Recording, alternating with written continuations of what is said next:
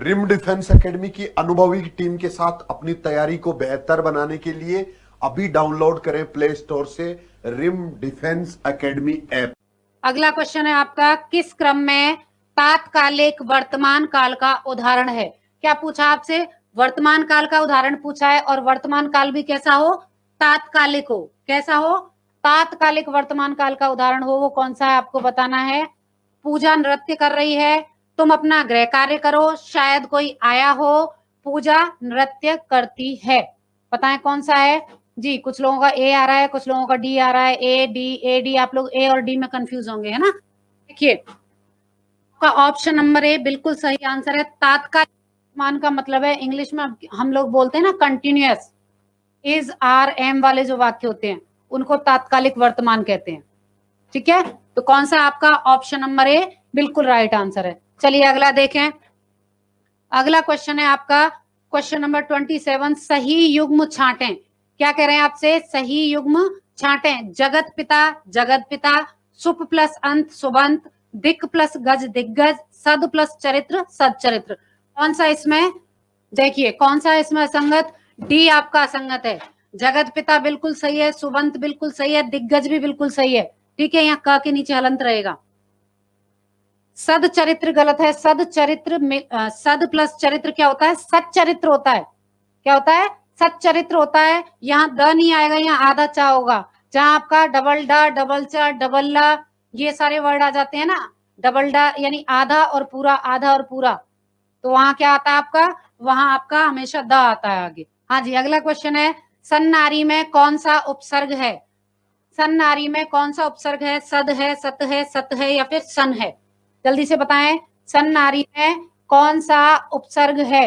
हाँ जी, कौन सा है इसमें? ऑप्शन नंबर बी सत उपसर्ग है। सत पे भी हलंत होगा, क्योंकि आधा ना आया है तो यहाँ भी था, आधा आएगा, तो ऑप्शन नंबर बी आपका बिल्कुल राइट आंसर है। अगला देखें। अगला क्वेश्चन है आपका, सर्विलांस का सही अर्थ है। क्या कह रहा है क्वेश्चन आपसे? सर्विलांस का सही अर्थ है नजर, निगरानी, निरीक्षण या अधिभार। क्या है? नजर, निगरानी, निरीक्षण या अधिभार। आंसर, इसका जो राइट आंसर है वो आपका ऑप्शन नंबर बी है, निगरानी। ठीक है, सर्विलांस का मतलब होता है निगरानी। हाँ जी, चलें अगला क्वेश्चन देखें। अगला क्वेश्चन है, सकर्मक क्रिया का उदाहरण है। क्या पूछा आपसे? सकर्मक क्रिया का उदाहरण है, मैं खेलता हूं, राखी नृत्य करती है, वे लड़के गेंद से खेलते हैं, या श्याम पढ़ता है। सकर्मक क्रिया का उदाहरण बताना है आपको। कौन सा है? ऑप्शन नंबर सी आपका बिल्कुल राइट आंसर है, वे लड़के गेंद से खेलते हैं। कौन सा? वे लड़के गेंद से खेलते हैं। अगला देखें। अगला क्वेश्चन है आपका, उन उपसर्ग से बना शब्द नहीं है। क्या पूछा है? उन उपसर्ग से बना शब्द नहीं है। 59, 19, 39 मूलन, कौन सा नहीं है? फटाफट से बताएं जी। 31 का आंसर बताएं, कौन सा है? उन्मूलन नहीं है। ये आपका उन से नहीं बना, ये उत से बना है। उत प्लस मूलन उन्मूलन होता है। ठीक है, ऑप्शन नंबर डी बिल्कुल राइट आंसर है। अगला क्वेश्चन देखें। सुलोचना में समास है। सुलोचना में समास है, कर्मधारय, द्विगु, द्वंद्व या बहुव्रीहि। कौन सा समास है सुलोचना में? जी, बहुव्रीहि समास है। सुंदर लोचन वाली है जो औरत, या ये कहें सुंदर लोचन है जिसके, लोचन बोलते हैं आंखों को, सुंदर लोचन है जिसके, वो कौन है? सुलोचना है। ऑप्शन नंबर डी आपका बिल्कुल राइट आंसर है, बहुव्रीहि समास होगा जी। अगला देखें। ऋण देने वाला व्यक्ति, क्या है? ऋण देने वाला जो व्यक्ति होता है उसके लिए शब्द होगा, उसके लिए कौन सा शब्द हम लोग प्रयोग करते हैं? अधर्मण, अधमंड, उत्तमंड, देनदारी या फिर दुर्लभ। जल्दी से बताएं कौन सा हम प्रयोग करते हैं ऋण देने वाला के लिए। वाक्यांश के लिए जो एक शब्द होगा वो कौन सा होगा? होगा उत्तमंड होगा आपका। ऋण देने वाले व्यक्ति को क्या कहते हैं? उत्तमंड कहते हैं। ठीक है, अगला देखें। अगला है, किस क्रम में सभी संज्ञा से बने विशेषण है? क्या कह रहे हैं? किस क्रम में सभी संज्ञा से बने विशेषण है? दैनिक, अड़ियल, दयनीय, क्रुद्ध, कथ्य, दैहिक, मानवीय, बाहर। बताएं कौन सा है जी। इसका जो आंसर है वो आपका ऑप्शन नंबर ए होगा। दैनिक और अड़ियल ये संज्ञा से बने विशेषण है, बाकी सब संज्ञा से बने विशेषण नहीं है बाकी के ऑप्शंस में। चलिए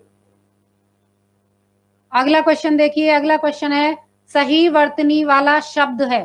क्या है? सही वर्तनी वाला शब्द है व्यावसायिक, तत्वाघात, निरोध या प्रागैतिहासिक।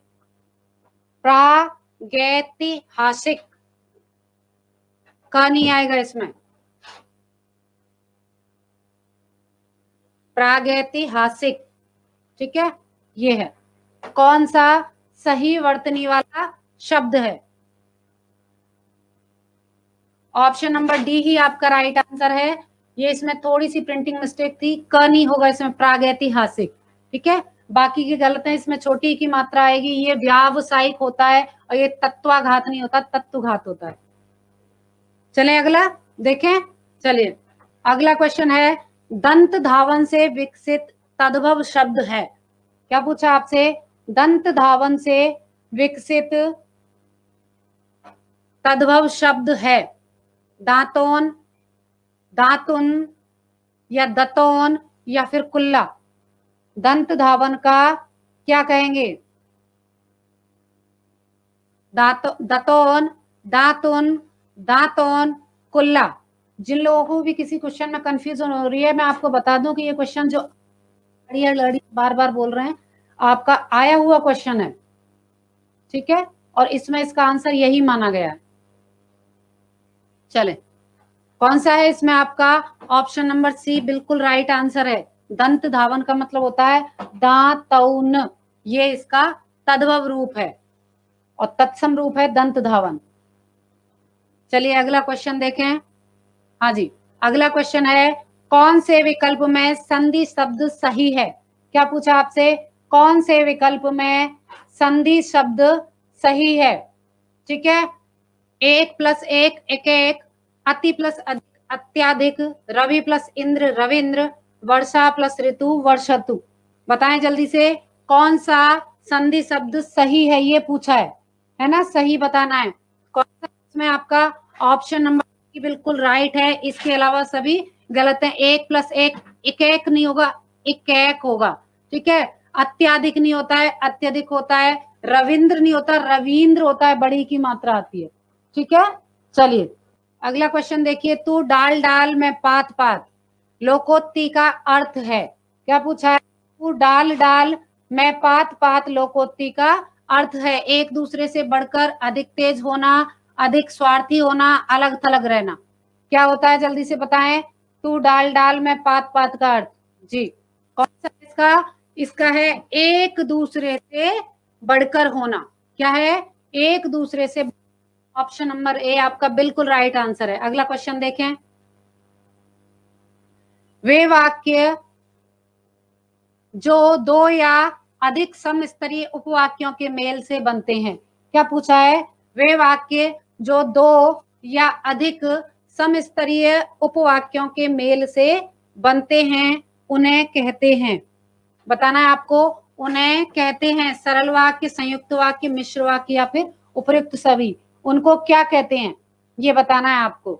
वे वाक्य जो दो या दो से अधिक सम स्तरीय उपवाक्यों के मेल से बनते हैं उनको हम क्या कहते हैं? संयुक्त वाक्य कहते हैं। क्या कहते हैं? संयुक्त वाक्य कहते हैं। अगला क्वेश्चन देखिए। अगला क्वेश्चन है आपका किस क्रम में सभी तीर के पर्यायवाची शब्द हैं? क्या है? किस क्रम में सभी तीर के पर्यायवाची शब्द हैं? सर, शर, हद, सिलीमुख, सर, प्रभंजन, नाराज, सायक, वाण, वपु, रद, सायक। किस क्रम में सभी तीर के पर्यायवाची हैं? कौन सा है इसका? ऑप्शन नंबर सी आपका राइट आंसर है। ठीक है, इसके अलावा जो ऑप्शन है उन सब में कहीं ना कहीं किसी अन्य शब्द का पर्यायवाची है। इसमें सारे के सारे पर्यायवाची आपके किसके हैं? तीर के हैं। ठीक है, चलिए अगला क्वेश्चन है मोहन खाना खाकर सो गया। क्या है? मोहन खाना खाकर सो गया वाक्य है कर्मवाचक, विधिवाचक, संकेतवाचक या फिर संदेहवाचक। मोहन खाना खाकर सो गया वाक्य है। कौन सा वाक्य है ये आपका विधिवाचक वाक्य है ना।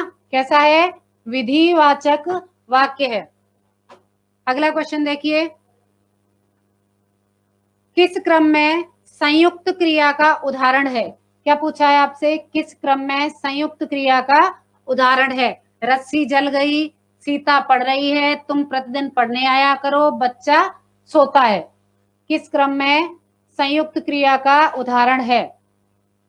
चलिए, कौन सा है आपका? ऑप्शन नंबर सी बिल्कुल राइट आंसर है। ठीक है, तुम प्रतिदिन पढ़ने और आया करो। दो क्रिया हो गई, एक तो पढ़ना हो गया, एक आना क्रिया हो गई। दो क्रिया है, दोनों क्रिया संयुक्त रूप से आई है तो इसको संयुक्त क्रिया कहेंगे। कौन सा हो गया ये संयुक्त क्रिया का उदाहरण? ऑप्शन नंबर सी आपका बिल्कुल, जिनका भी आ रहा है ऑप्शन नंबर सी वो बिल्कुल राइट आ रहा है। अगला देखें, अगला क्वेश्चन है, निर्वाण का अर्थ नहीं है। क्या पूछा है? निर्वाण का अर्थ नहीं है। मृत्यु, संगम, मोक्ष या ईश्वर। निर्वाण का अर्थ क्या नहीं है? जल्दी से बताएं। Question number 43। हाँ जी, सी सी सी। निर्वाण का अर्थ ईश्वर नहीं होता है, कि सब होता है। मृत्यु भी होती है, संगम भी होता है, मोक्ष भी होता है, ईश्वर नहीं होता है। चलें, अगला क्वेश्चन देखिए, लाघव चिन्ह कौन सा है? क्या बताना है आपको? लाघव चिन्ह कौन सा है? ऑप्शन नंबर ए आपको दिख रहा है, ऑप्शन नंबर बी दिख रहा है, सी भी दिख रहा है और डी भी दिख रहा है। बताएं इनमें से लाघव चिन्ह कौन सा है? इसका राइट आंसर है वो है ऑप्शन नंबर ए, ये आपका लाघव चिन्ह है। इसके अलावा ये हंस पद है, ये योजक है। अगला क्वेश्चन है, किस क्रम में शुद्ध शब्द है? क्या पूछा है आपसे?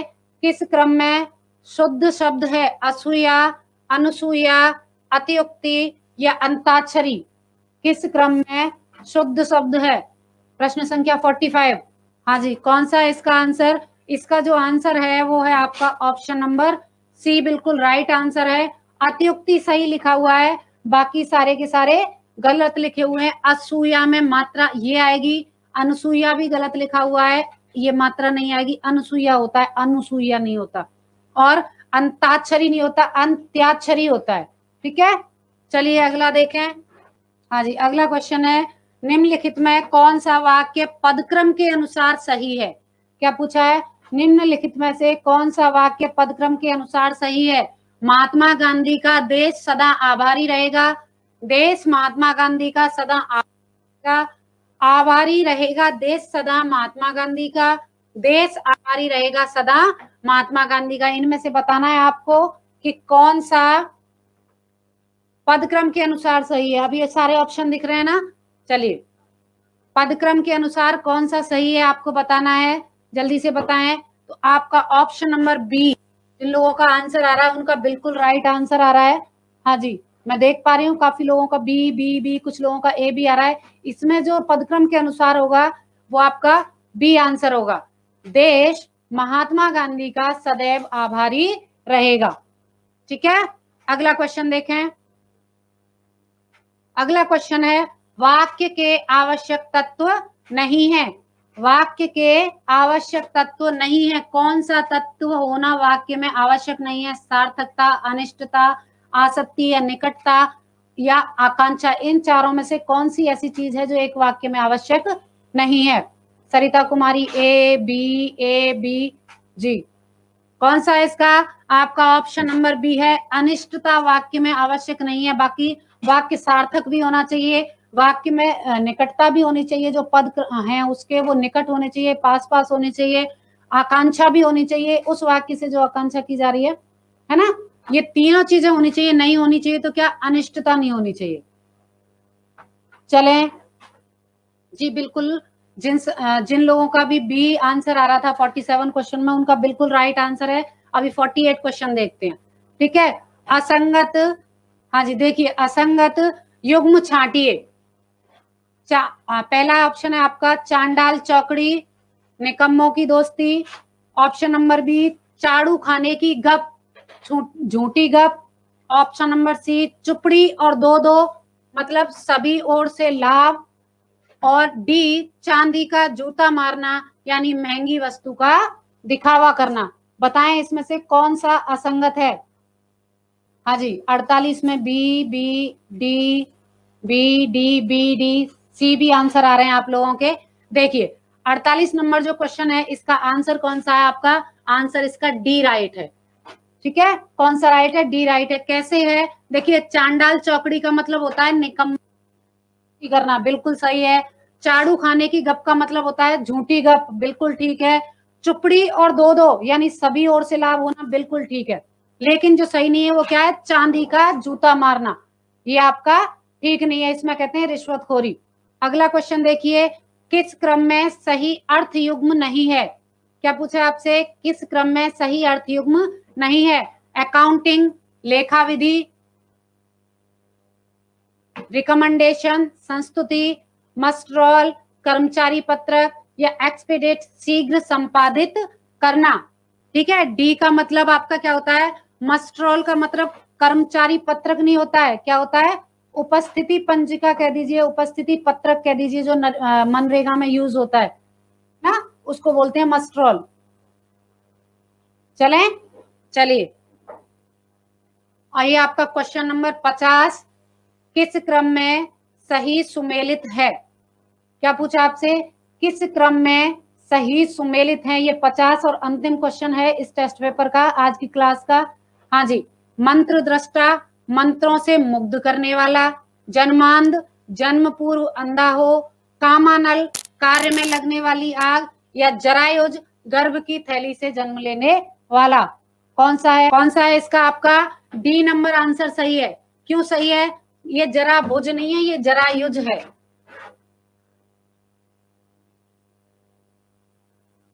जरायुज, ठीक है। थोड़ी सी टाइपिंग मिस्टेक है, कई बार हो जाती है, आप थोड़ा सा अच्छे से देख लीजिए करिए। क्या है? जरायुज है। जरायुज किसे बोलते हैं? गर्भ की थैली से जन्म लेने वाला, यानी ये आपका ठीक है। जन्मांध का मतलब होता है जन्म से अंधा। कामानल यानी शरीर में लगने वाली आग को हम बोलते हैं कामानल। मंत्र दृष्टा यानी मंत्रों देखने वाला, उसको कहेंगे, नहीं जी नहीं हूं, ठीक है, उसको क्या कहेंगे? मंत्रों से देखने वाले को कहेंगे हम मंत्र दृष्टा। ठीक है, ये आपके आज के 50 क्वेश्चन थे, कंप्लीट हो गए। आपका स्कोर चेक करिए। आई होप आप सब लोग नोटबुक पेन लेके बैठे होंगे, है ना। हर क्लास के स्टार्टिंग में मैं आपसे यही बात बोलती हूँ कि आप लोग कॉपी पेन लेके बैठा करें, ठीक है, ताकि आप आपका मूल्यांकन स्वयं कर सकें। मुझे जरूरत नहीं है आप लोगों का मूल्यांकन करने की, आप सब अपने आप में विद्वान हैं। तो अगर आप लोगों को क्लास ठीक लगी हो तो लाइक, शेयर और सब्सक्राइब करिएगा। फिर मिलते हैं अगली क्लास में। बिल्कुल फ्री टेस्ट सीरीज और स्टडी मटेरियल प्राप्त करने के लिए प्ले स्टोर से अभी डाउनलोड करिए रिम डिफेंस एकेडमी ऐप।